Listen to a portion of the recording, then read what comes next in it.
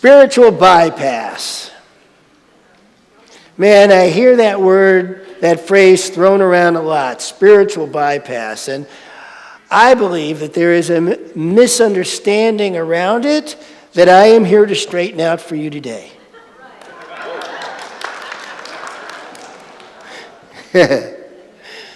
So the term was invented by a Buddhist monk in a monastery when he noticed that there were other monks at the monastery who could spout principle but really weren't living it. They were getting triggered, they were having their upsets, they were getting out of sorts, but they were saying that they were right in principle. I'm in principle, man, I'm fine. And when he noticed that, he said, well, that's spiritual bypass. They're not really dealing with their upset, with the issues that they have to work through. And then he came up with the idea that the only way to work through these ideas was psychological. That to really heal it, you had to either go to a shrink or do shadow work or get into the dark side. And this is where him and I disagree. And the reason I disagree comes from my own personal experience. Because I am a very different person today than I was, and I didn't get here by looking at my shadow side, by delving into processing my triggers, or any of that stuff. That is not what healed me. Now, even though I do believe in spiritual bypass and have seen it lots, people who will quote theory but aren't experiencing it here, who, when I point out a principle, will say to me, well, I know that. But they don't. They think that knowing is being able to think of it up here. Knowing is when you feel it here. This is the knowing, not here. This is the thinking. This is the knowing. And so being able to take a spiritual principle, a truth, from here to here, that's the work. Because the truths in and of themselves are pretty simple and easy, right? Life is not as complex as we think it is. There's a real simplicity going on here to healing, but to have that healing takes a practice that can turn into a habit. And creating that habit of practice, that's not so easy. Wasn't for me. For me, it took 3 divorces, getting thrown out of my home, winding up in a cabin in the woods with no job, no money, no prospects, and feeling like the biggest loser in the world. Like, how could this be happening to me again? And so I'm sitting in this cabin in the woods, and at the time, I was a practitioner. One of the folks you see get up in front here, I was in ministerial school, and I thought, how could I be so long along this journey and have my life still turn out so where I was feeling sorry for myself? I could spout principle up the yin-yang to anybody.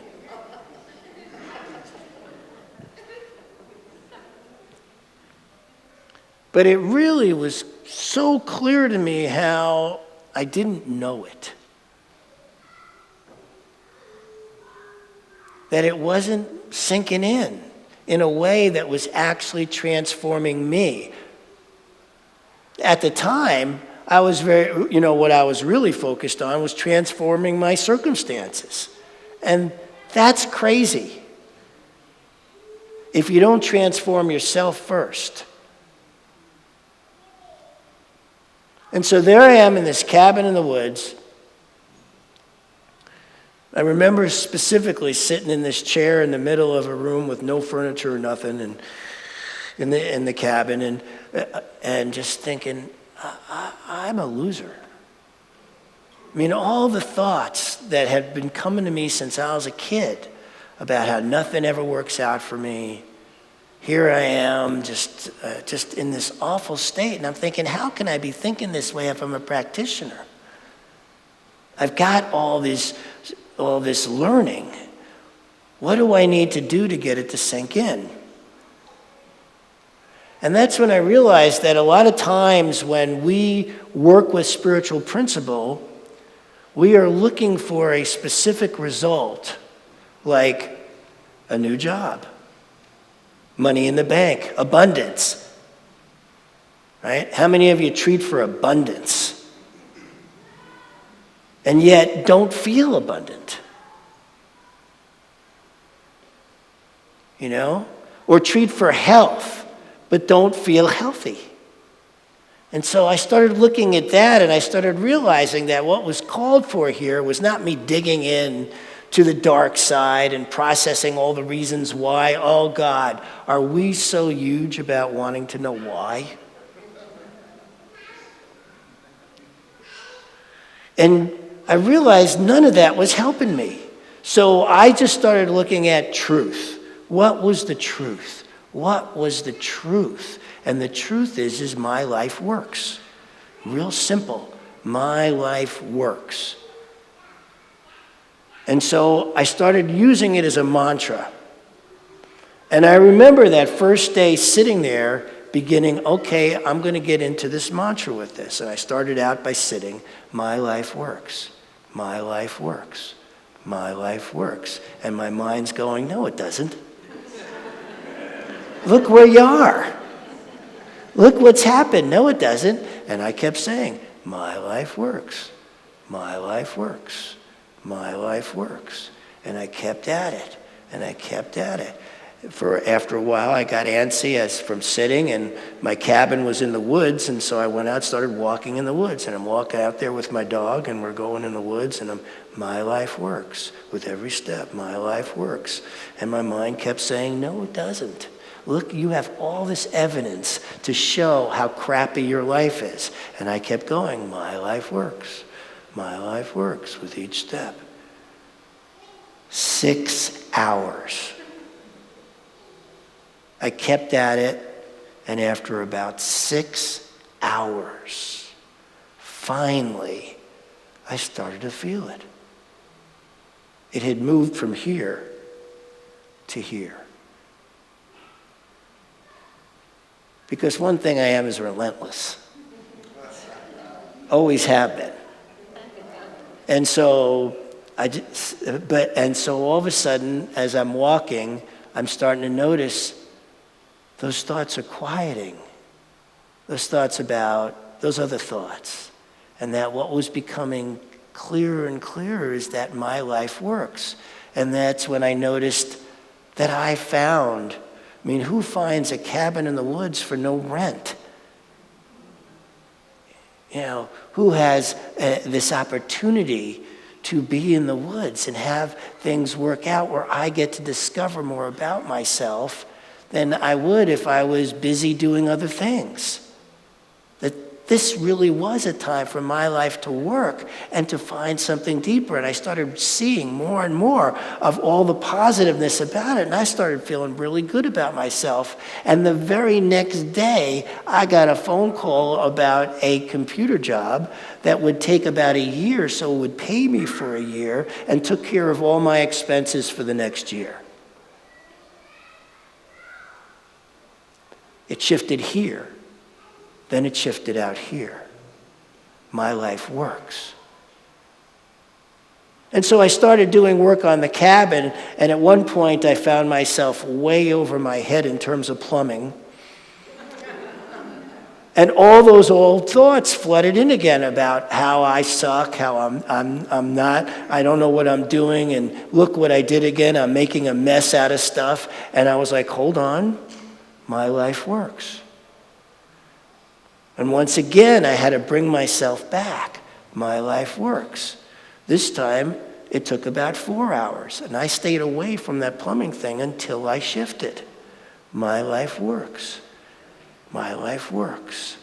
And just about that time, it dawned on me I actually knew somebody to call who could walk me through what I needed to walk through to get that done.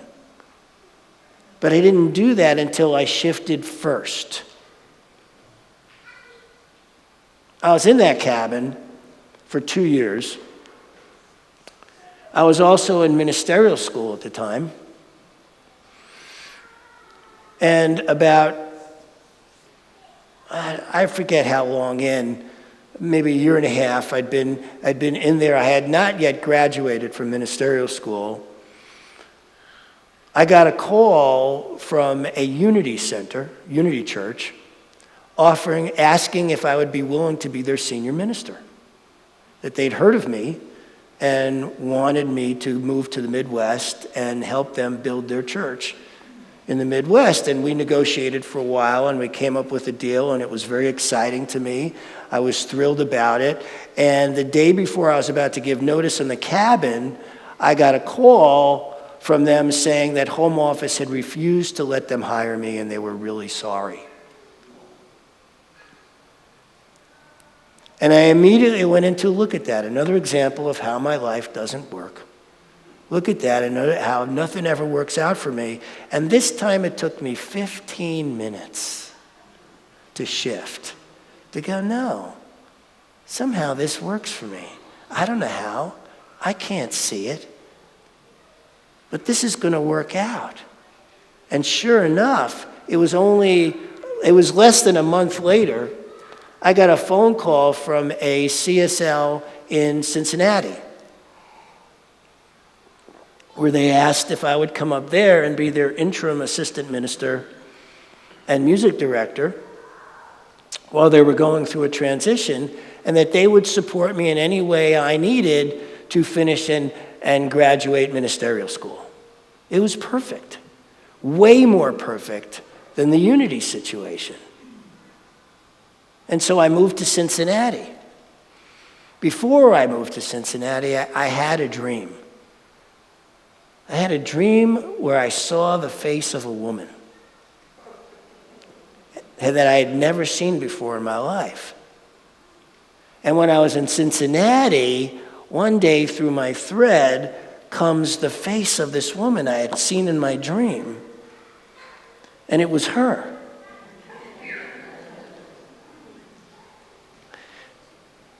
And out of the Cincinnati thing, I had this other dream about an online center. And back then, nobody had ever heard of Zoom. I never heard of Zoom. But I had this dream about how to create an online center that had never been done before. And I did that. And there was a time at which that online center drew 2,500 people a week.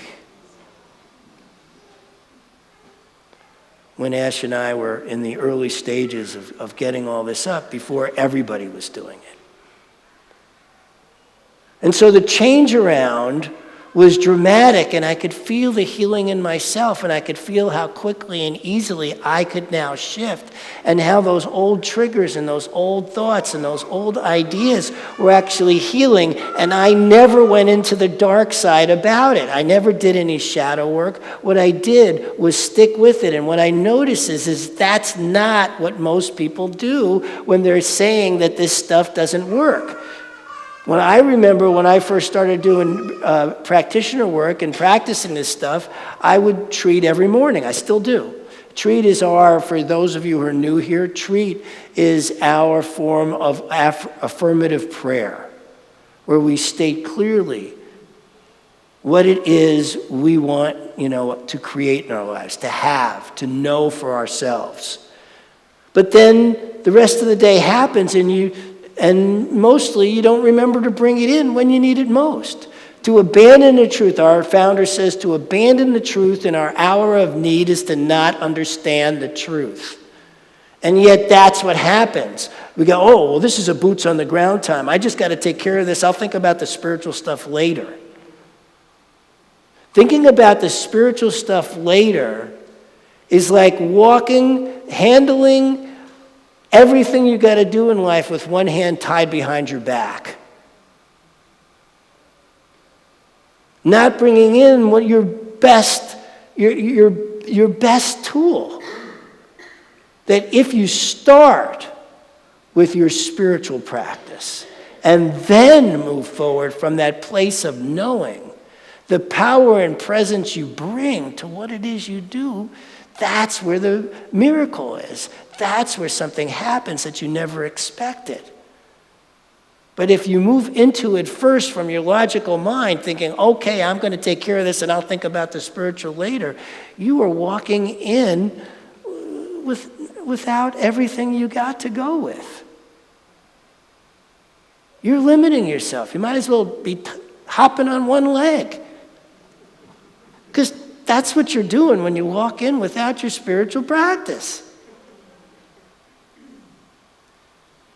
That's how powerful it is. It's not spiritual bypass if you stick with it till the shift actually occurs.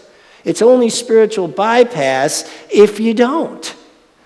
If you don't stick with it long enough to actually feel it get from here to here.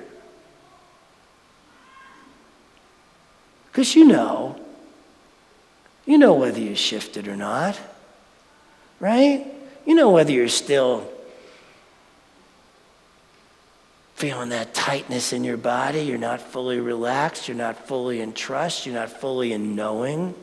Because that's the first step, right? The first step is being honest enough with yourself, because if you're going around saying, no, I'm fine. I got this. I know the truth. And you're like holding your muscles really tight, then, you're not being honest with yourself. You're being one of these I'm fine people. When you're not. The other thing is being independent is crazy. The whole idea of independence is just nuts. You can't have both an understanding of oneness and interconnectedness and think you're independent at the same time. True spiritual healing comes when you just let it all in. And when you're open to letting it all in. Letting it all in means sometimes asking for help. Sometimes accepting help. Not being, no, I can handle this. There was a time in my life when last week when I was sick, if people had called and said, hey, can I do anything for you? And I would have said, no, I'm fine.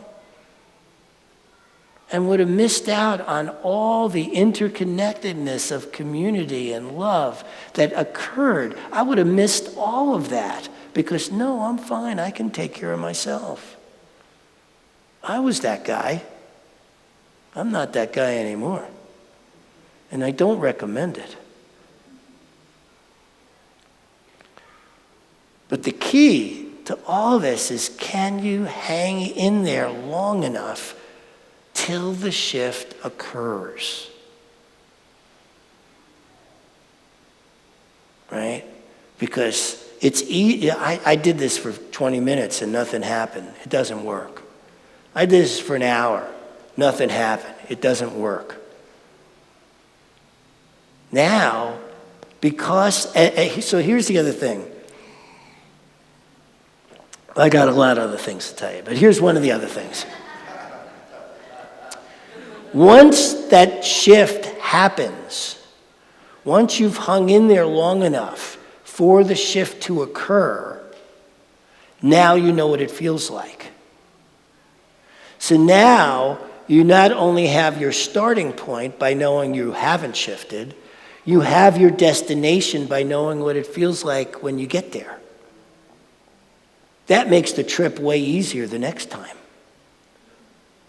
Right? It's only the first time I learned that it takes forever, and part of that is you don't actually know what it feels like to feel that shift. But then once you've done it, once you have it, now you know where you're headed. The GPS is set. And so now you've got it. And so walking that same path the next time and the next time and the next time, of course it gets shorter. Musicians know all about this stuff. It's called body memory. And it isn't like your body doesn't want to relax. Your body wants to relax. Your beingness wants to feel good. That's what it wants. So it's happy to go along that path with you from uptight to trust and knowing that everything is for your good. I learned this about sleep, that it works the exact same. I used to have a lot of difficulty with sleeping, and I don't anymore. And the shift happened when I realized that what I was doing was when I had trouble sleeping, I'd get out of bed and I'd go walk around and I'd go, or whatever was like driving my mind crazy, I'd go do, right? Maybe I'm not the only one who's done that. And what I realized is that wasn't getting me any closer to sleep, that what I needed to do was stay in bed and keep doing the breathing exercises, keep doing the relaxations until it kicked in, and sure enough, I fell asleep. And so the first time I remember doing that around sleep, it took most of the night. I had to lie there all night. Now it takes about 15 minutes, and I'm out. Sure, every once in a blue moon, I may have trouble sleeping, but for the most part, I don't, because I know my body knows where it's headed. It knows what it feels like. And so developing the habit to get me there was the journey. Developing the habit to get you there is the journey. And the reason I bring up this thing about sleep is I learned something this week that I hadn't really thought about in a long time, just this week. On Tuesday, John and I went out to Elk Island. We walked 16K, all right? Had an incredible experience with a buffalo that we wound up being only 10 feet away from on the path. It was extraordinary. Probably not to him, the buffalo. But it was for us. He ignored us completely like we weren't even there, even though we were that close. It was hilarious. But I got home that night, and Ash and I got into a disagreement. And I normally fall asleep between 11 and 12 at night. I was out cold by 8 o'clock. I mean, I was exhausted. I woke up the next day really grumpy. That's unusual for me. I was really grumpy. And I'm doing my practice to shift that, and nothing is shifting. That night I went to sleep at 8 o'clock again. Remember, my normal bedtime is between 11 and 12, but by 8 o'clock I was out cold. Woke up the next day, and I'm still grumpy. And that night I fell asleep, Thursday night I fell asleep at 8 o'clock again. Slept all the way to 8 o'clock the next morning. Woke up, finally felt rested, shifted in 10 minutes. And what I learned from that is when you're tired, you're grumpy. Now, lots of folks already know that. I'm sure you already did. But I hadn't realized that being tired could hold me back, would get in the way of that what I thought was a real easy shift for me. Right? So if you're tired, and the reason I bring it up is being rested actually impacts spiritual practice. Probably eating too, but I've gone 14 days without food. I've gone 10 days without food. So a day without food means nothing to me. My whole relationship to food is very different from most people because of all the times I've fasted. Maybe not you if you haven't done those kind of fasts. So maybe you get grumpy if you haven't eaten. So being well fed and being rested impacts spiritual practice. So I highly recommend looking at that if you're not shifting so quickly. Because once I was rested, 10 minutes, boom. No big deal. So I looked at that. I ask you to too. 222.